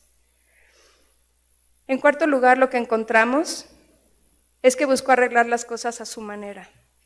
Génesis 33 nos dice, y ella dijo, he aquí mi sierva Bila, llégate a ella y darás a luz sobre mis rodillas, y yo también tendré hijos, y también tendré hijos de ella. Ahora, en vez de esperar a Dios y orar como lo hicieron Isaac y Rebeca, ella decidió, pues mira, ya que yo no tengo hijos, toma mi sierva. Ahora piensa la lógica que está usando Raquel. Está compitiendo con su hermana, que ya tiene que compartir el marido con ella, y ahora para solucionar su falta de contentamiento, ya no solo es su hermana, ahora también es su sierva. Ya son 2 mujeres más, ya son 3 mujeres en esta ecuación. Y como Lea vio, pues eso se vale, pues venga, también toma mi sierva. Ya son 4. ¿Se dan cuenta? Trató de solucionar las cosas a su manera y en lugar de eso, agrandó el problema. ¿Los hijos de Bila fueron suyos? No. En teoría, ¿verdad? En el papel, diríamos, eran suyos, pero no eran suyos. Nunca los llevó en el vientre, nunca los amamantó, nunca fueron sus hijos, nunca llenaron ese vacío que ella pensaba que iba a llenar.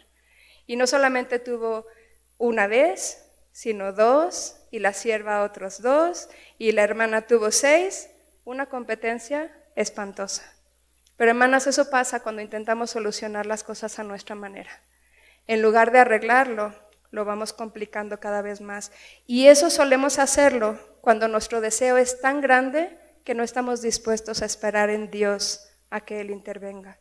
Hermana, ¿quieres ver a Dios obrar en tu situación? Quita las manos y espera. Deja que Dios haga. Pero en el caso de Raquel, ella buscó arreglar las cosas a su manera. El siguiente síntoma es que aceptó como si fuera la voluntad de Dios, la respuesta de Dios, el resultado de su mala decisión. En Génesis 30, versículos 4 al 6, nos dice: así que le dio a Bilha su sierva por mujer, y Jacob se llegó a ella, y concibió Bilha y dio a luz un hijo a Jacob. Dijo entonces Raquel: me juzgó Dios, y también oyó mi voz, y me dio un hijo. Por tanto, llamó su nombre Dan. Hermanas, cuando estamos decididas a pecar, Dios no nos va a estorbar. Si tú ya has tomado la decisión en tu corazón de tomar una mala decisión, Dios no te va a estorbar. No clames en ese momento diciendo: Señor, líbrame, porque Dios no te va a estorbar.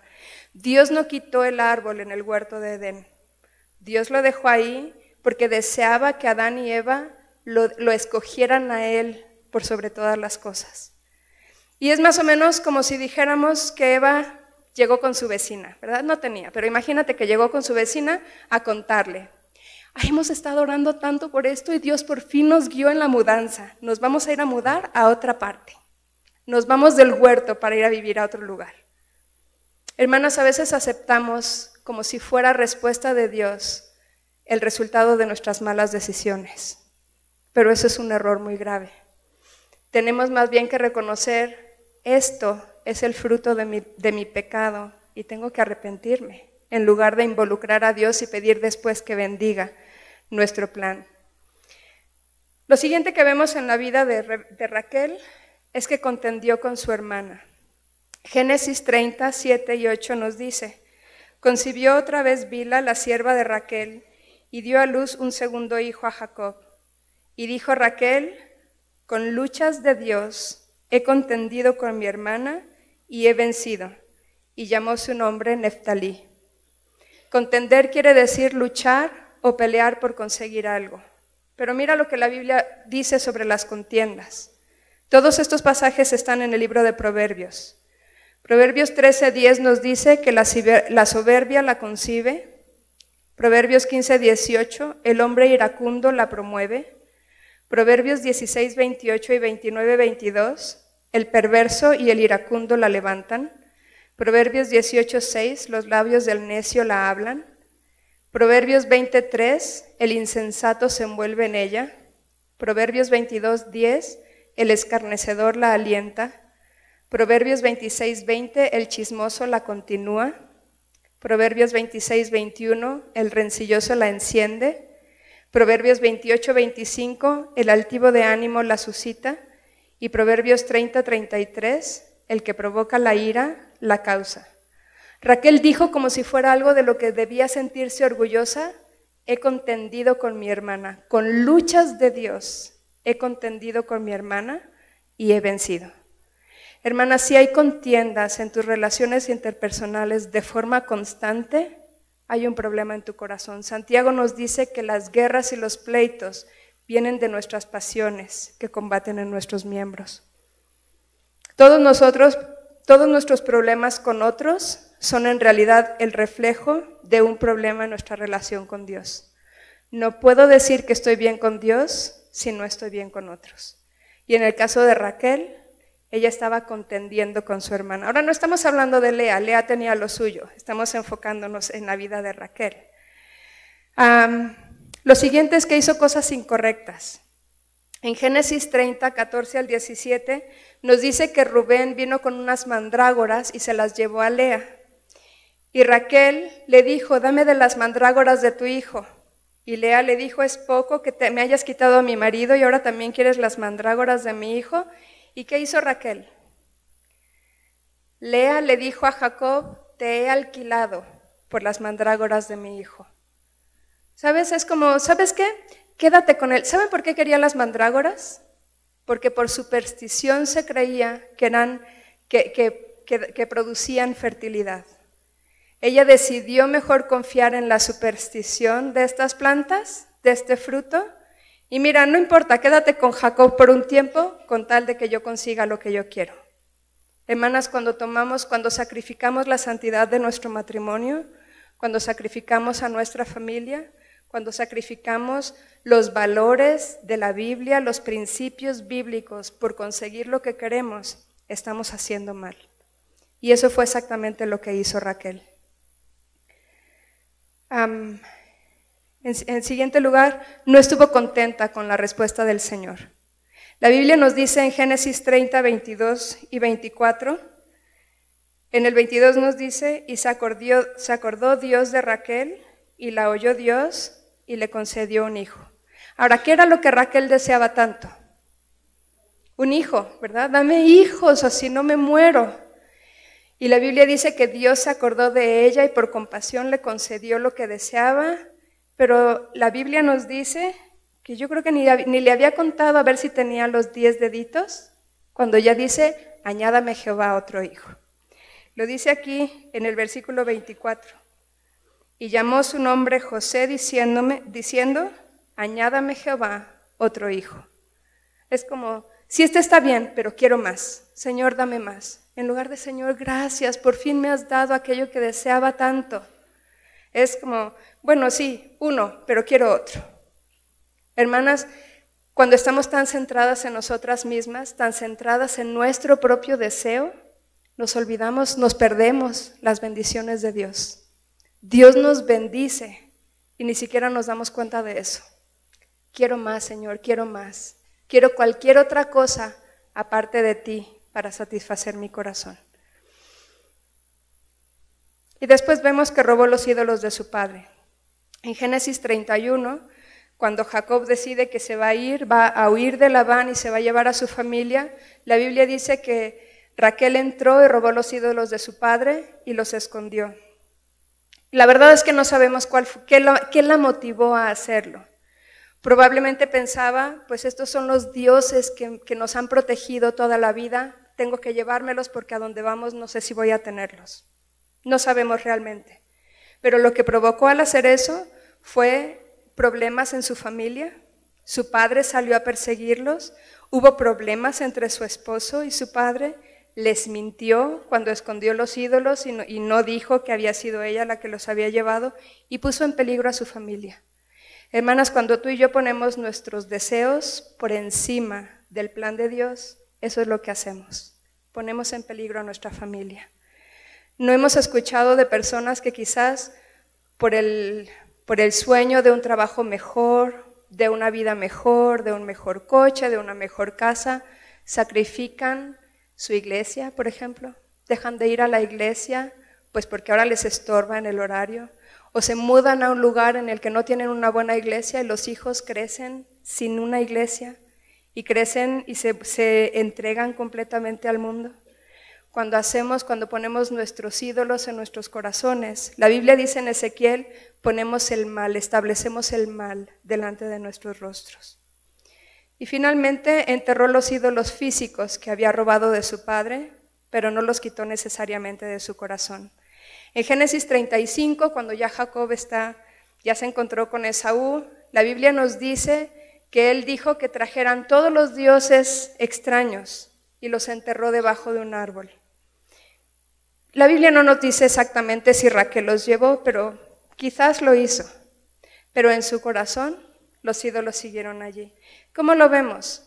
Porque al final de su vida la Biblia nos dice que Dios le concedió otro hijo. Eso era lo que ella deseaba, ¿no es verdad? Deseaba otro hijo. Pero cuando nació, ¿cómo llamó a su hijo? Benjamín lo llamó Jacob. Benjamín quiere decir el hijo de mi mano derecha. Pero ¿cómo lo llamó Raquel? Lo llamó Benoni, el hijo de mi tristeza. ¿Por qué estaba triste? Pues podrían ser una de dos cosas. Probablemente porque seguía descontenta porque hubiera querido tener más hijos, o probablemente porque se está dando cuenta que está llegando al final de su vida y no ha disfrutado de las bendiciones que Dios ya le dio. Ha desperdiciado su vida con falta de contentamiento, ha desperdiciado su vida con pleitos, con enojo, con amargura. No disfrutó de su hijo José porque quería otro hijo. Y cuando por fin llegó el otro hijo, ya no tiene tiempo para disfrutarlo. Hermanas, que Dios nos ayude a llegar al final de nuestras vidas habiendo disfrutado lo que Él nos da de su buena mano. La Biblia dice que hay delicias a su diestra para siempre. Pero a veces estamos tan centradas en nuestros deseos que perdemos de vista las bendiciones que Dios ya nos ha dado. Si tú y yo estamos viviendo vidas tristes, descontentas, pensando que necesitamos algo más que Dios mismo para ser plenas y felices en esta vida, si vivimos contendiendo constantemente con todo el mundo, porque sentimos envidia de lo que tienen o de la manera en que Dios los bendice y responde a sus oraciones, entonces tenemos que examinar nuestro propio corazón, porque es muy probable que haya algún ídolo allí que nos está estorbando. Y si es así, ven a Él hoy, confiésalo y entiérralo al pie de la cruz. No malgastemos nuestras vidas de forma miserable, que no lleguemos al final pensando cómo desperdicié todas las bendiciones que Dios tenía para mí. Ahora vamos a ver cómo podemos identificar los ídolos en nuestro corazón. En Santiago 4, la Biblia nos dice, y desde los versículos anteriores en el capítulo 3, habla del fruto que a veces se manifiesta en nuestras vidas. Santiago 4 del 1 al 5 nos dice: ¿de dónde vienen las guerras y los pleitos entre vosotros? ¿No es de vuestras pasiones, las cuales combaten en vuestros miembros? Codiciáis y no tenéis, matáis y ardéis de envidia y no podéis alcanzar. Combatís y lucháis, pero no tenéis lo que deseáis, porque no pedís. Pedís y no recibís, porque pedís mal para gastar en vuestros deleites. Oh almas adúlteras, ¿no sabéis que la amistad del mundo es enemistad contra Dios? Cualquiera pues que quiera ser amigo del mundo se constituye enemigo de Dios. ¿O pensáis que la Escritura dice en vano, el Espíritu que Él ha hecho morar en nosotros nos anhela celosamente? En este pasaje, y de hecho desde los versículos anteriores, Santiago menciona los conflictos en las relaciones interpersonales.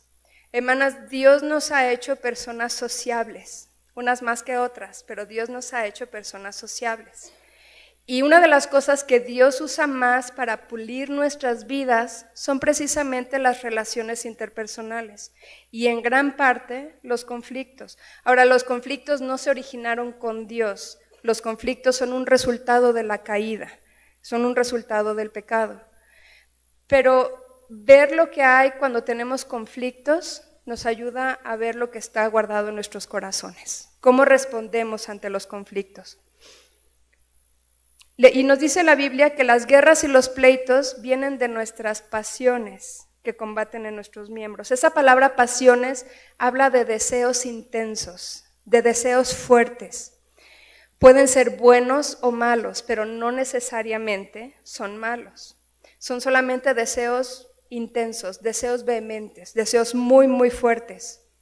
Y desde la caída tendemos a culpar al otro de los problemas que hay en mi propio corazón, ¿verdad?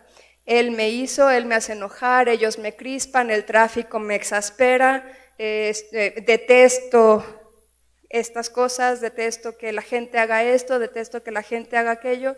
Todas esas son manifestaciones de un problema en nuestro corazón. Cuando detestamos todo y estamos de pleito constantemente con todo el mundo, algo está mal aquí dentro. La Biblia nos dice que del buen tesoro sacamos cosas buenas o del mal tesoro sacamos cosas malas. El Señor Jesucristo dijo que por nuestros frutos somos conocidos. No es buen árbol el que da malos frutos, ni es árbol malo el que da frutos buenos. ¿Qué hay en tu vida? ¿Qué tipo de fruto hay en tu vida constantemente? Cuando tienes conflictos o roces con otras personas, ¿qué es lo que sale de forma natural de tu boca? ¿Qué es lo que sale más rápido en tus pensamientos? ¿Cómo reaccionas? ¿Con pleitos? ¿Con contiendas? Entonces hay algo que no está bien en tu propio corazón. Luego nos habla de guerras y pleitos. Y dice, codiciáis, matáis, ardéis de envidia, combatís y lucháis. Todas estas palabras son negativas. De hecho, esta palabra codicia es la misma raíz de la palabra pasiones, pero ya habla de algo que se ha intensificado. Y casi siempre es algo que ha degenerado para mal. A lo mejor el deseo al principio no era malo, pero conforme ha ido aumentando, termina degenerando en algo que está mal. Y hermanas, todas nosotras tenemos deseos que nos gustaría que el Señor satisfaciera, cumpliera, nos concediera. Pero si no tenemos cuidado, podemos transformar esos deseos en ídolos en nuestros corazones. En Lucas, necesitamos examinar el fruto que hay en nuestras vidas. Mientras no estemos conscientes de la condición de nuestro propio corazón, no podremos arreglarlo. Mientras yo intente justificar mi fruto por el comportamiento de otros, es algo que no puedo arreglar. Dios quiere arreglarlo. El Señor dice que tenemos que ir a Él y confesar nuestros pecados, porque Él es fiel y justo para perdonar nuestros pecados. Pero mientras yo culpe a otros de mis faltas, es algo que no voy a arreglar. Y no quiere decir que lo que los otros hacen no nos afecta. No somos neutrales, pero tenemos que ver cómo respondemos a las ofensas de otros.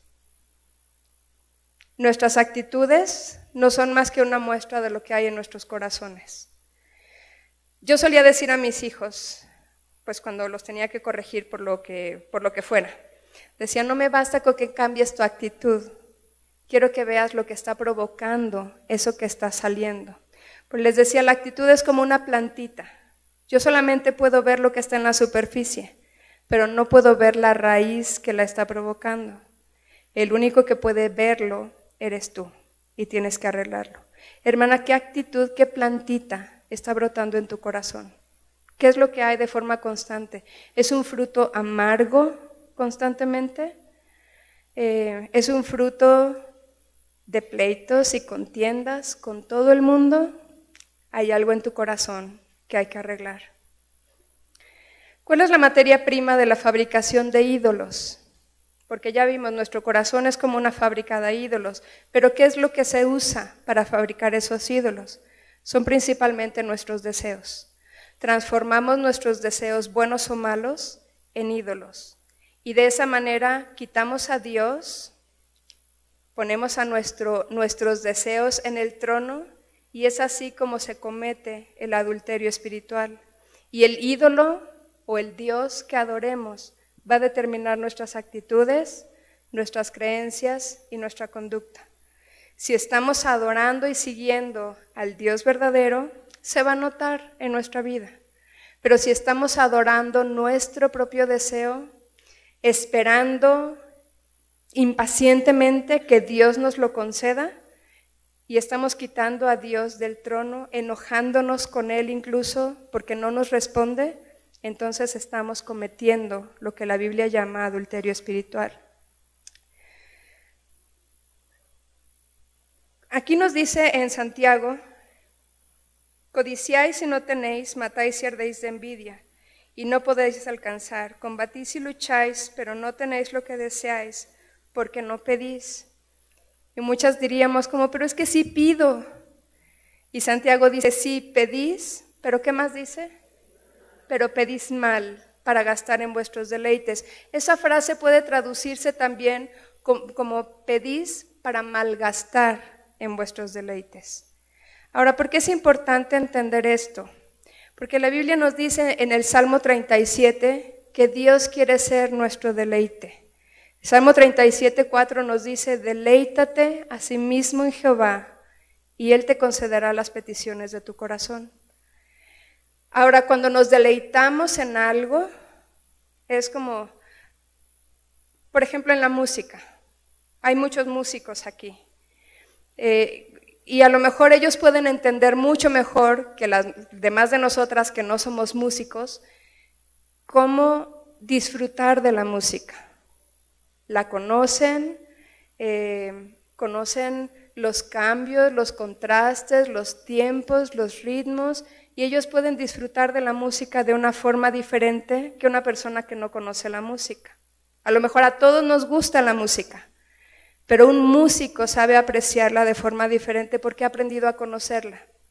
Saben, de esa misma forma tenemos que aprender a deleitarnos en Dios. No podemos deleitarnos en Él si no tomamos el tiempo de conocerlo.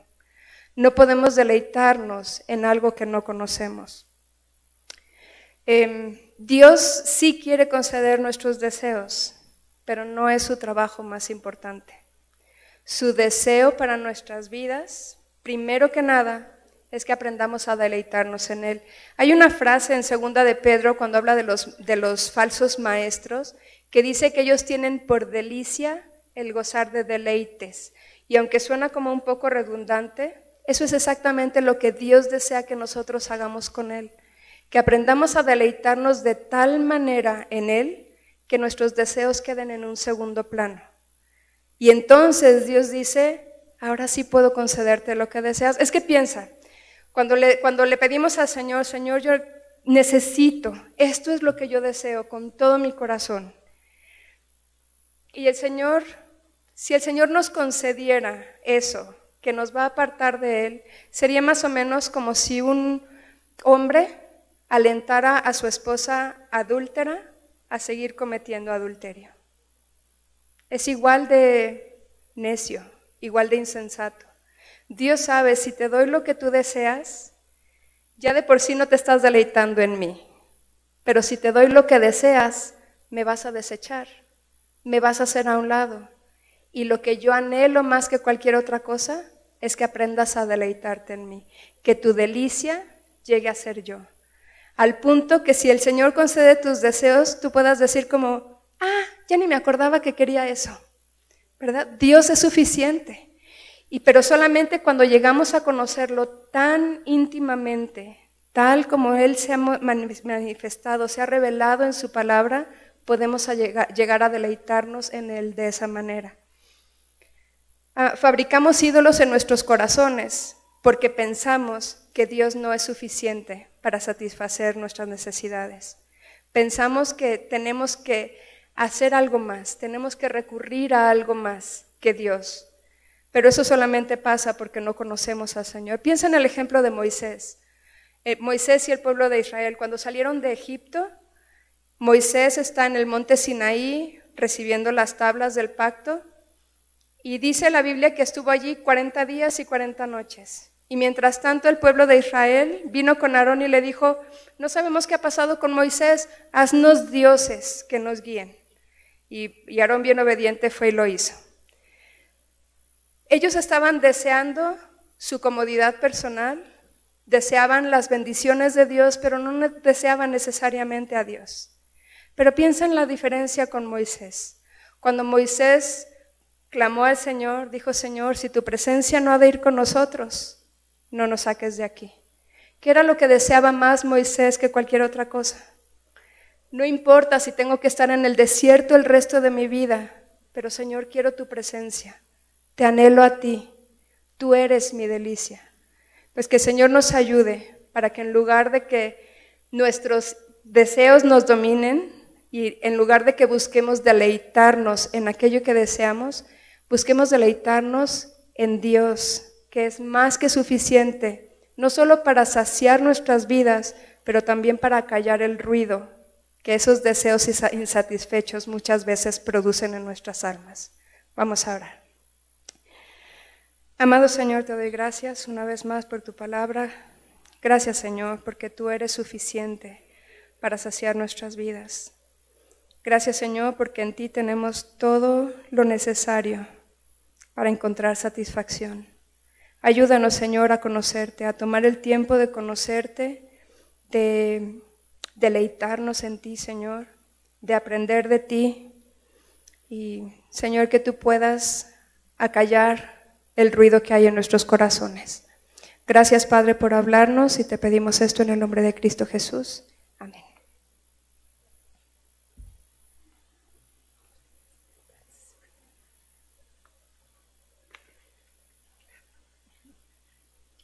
Las cosas que cargan las mujeres. Eso fue bueno, gracias a Dios. Vamos a tomarnos unos 5 minutos nada más de receso para que si quieres pararte y estirarte, si no quieres tomar un vasito, un conito con agua, hay agua atrás si necesitas correr al baño. La verdad la fila va rápido. Entonces en 5 minutos empezamos de vuelta aquí.